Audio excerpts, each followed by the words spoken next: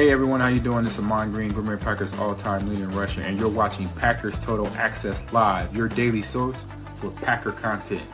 Go Pack, go!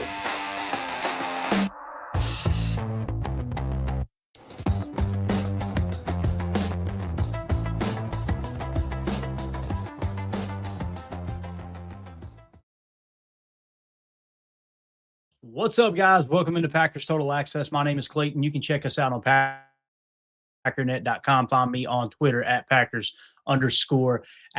It is Saturday, December the 13th. We're on the eve of a huge matchup against the Denver Broncos. Got that bedhead this morning, man. Rode out of bed, grabbed a cup of coffee, came in here to talk ball.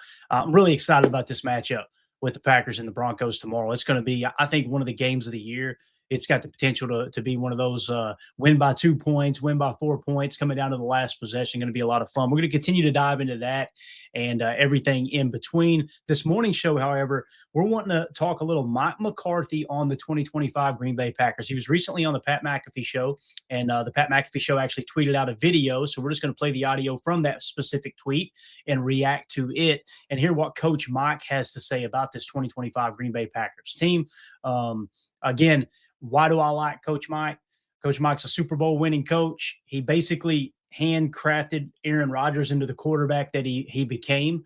And again, it's not to take anything away from Aaron, but I don't think Coach Mike gets enough credit for him taking on a product in Aaron Rodgers at such an early age, obviously as a rookie, who fell in the draft. Every other team wanted to pass on him. You guys remember when he came in the league, he had that real high ball mechanic. He held the ball up here. Mike had to work with that, put him through his quarterback camps and get everything kind of fine-tuned.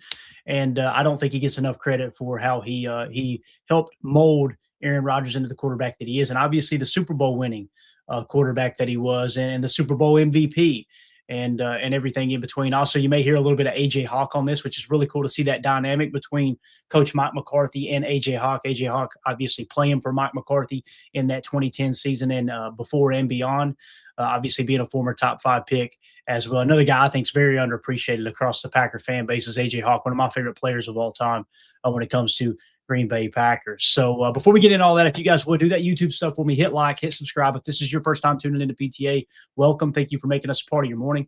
We're not experts. We're not insiders. We're not media members. We're fans just like you talking Packers on a daily basis. So if you're looking for that type of content, make sure you do what Doug said here, man. Doug said, hey, y'all, look at all of us smashing that like button before the show even starts. Spin those laces for us.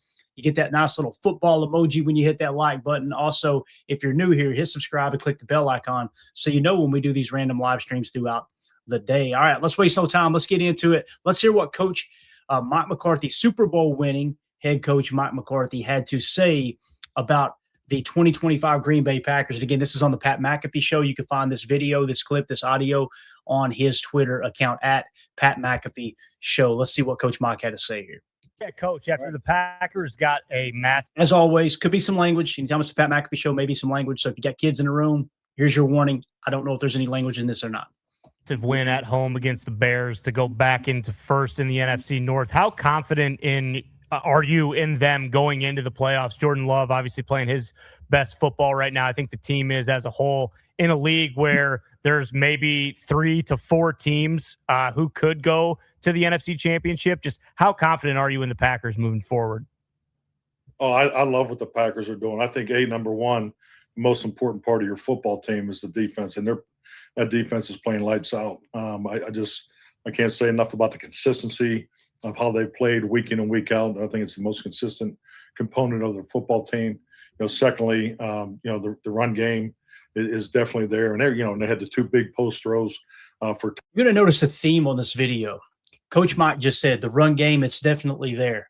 And we've all been looking at the PFF grades, right? The run blocking grades. We've been looking at the yards per carry and all this stuff. We go, oh, man, the Packers running game is struggling. Noticing you got a former head coach who's saying the running game is there. We're going to listen to A.Q. Shipley here in a minute, who's a former NFL offensive lineman who does his top offensive lines of the week. He actually picks the Packers at number 5. We'll hear that reaction video as well, that audio. It's funny how the people who are watching the tape and don't really focus on the analytics that much, they don't focus on the grades and all that. They're just kind of watching the tape, watching the game from a former football coach or a former football player's perspective.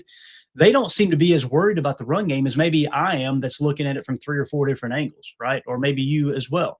If you watch this show, we try to dive into every different angle, get you guys as much information as possible in a short fashion. So I just thought that was interesting. That kind of stood out to me. And again, we'll play the AQ here in a minute, but here's Coach Mike. Touchdowns by Jordan. So I think they're playing very well. The ability to play at home, I thought that was a hell of a game Sunday, versus the Bears. You look at the first half versus the second half, and you cannot win enough close games throughout the season, especially this time of year.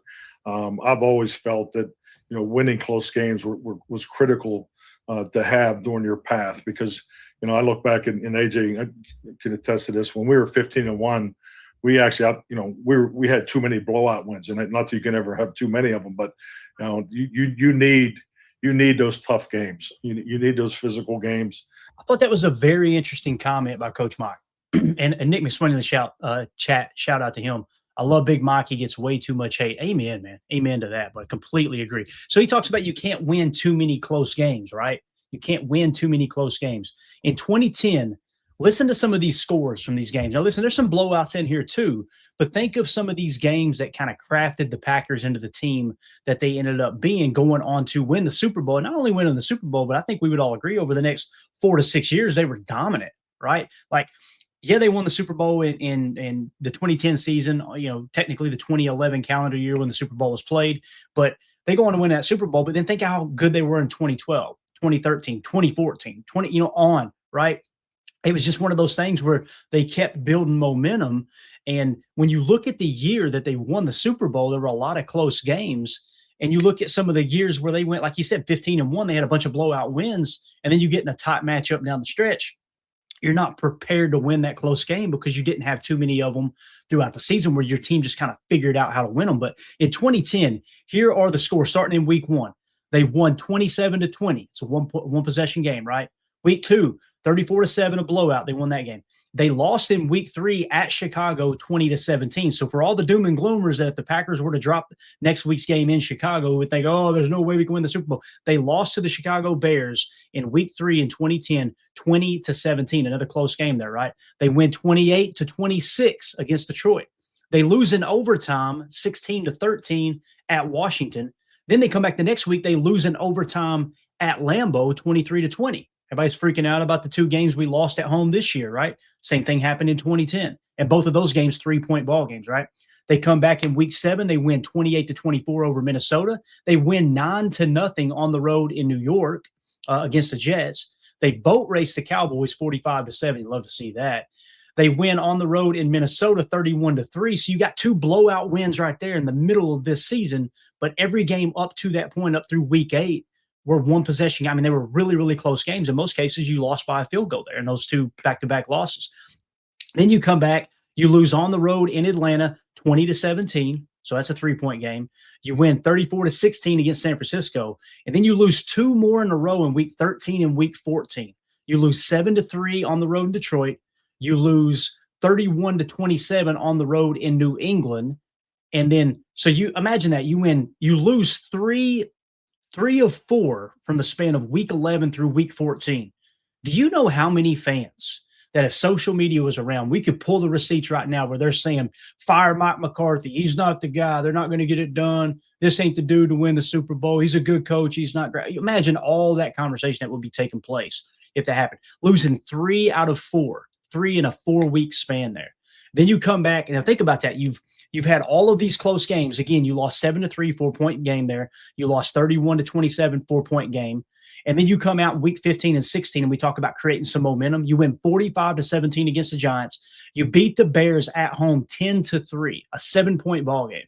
10-3, you win that ball game.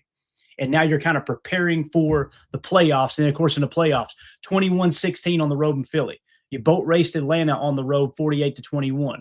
You beat the Chicago Bears by 7 points, only 7 points, 1 possession game there in the NFC Championship. And then, of course, you beat the Steelers technically by 6 points there in the Super Bowl. Again, it's important to go back and kind of relive that and understand exactly how that Super Bowl season fell into place.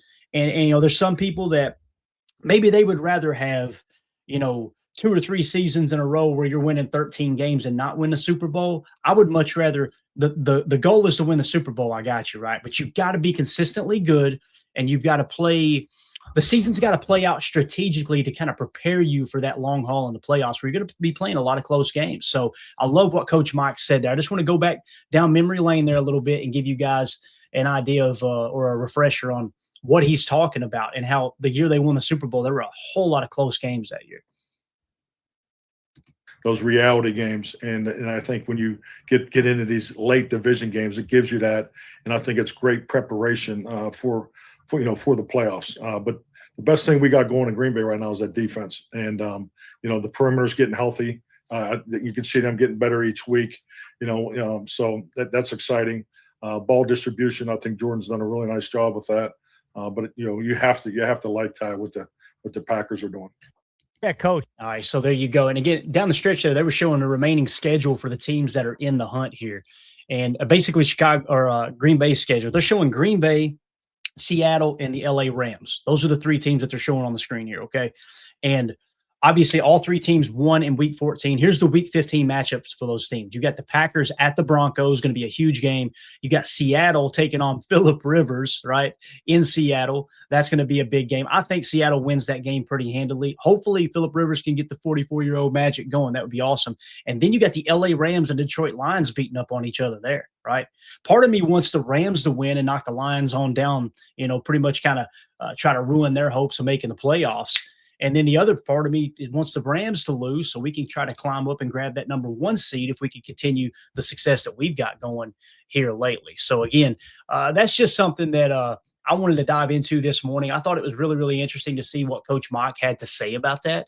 I think it's something that, he's talking about the defense being like the strong point of this Green Bay Packers football team here in 2025. I think everybody would agree. We got a top 5 defense. Some would say top 3, which I can't disagree with that. And the offense is kind of starting to get some momentum at the right time. It kind of feels like 2010.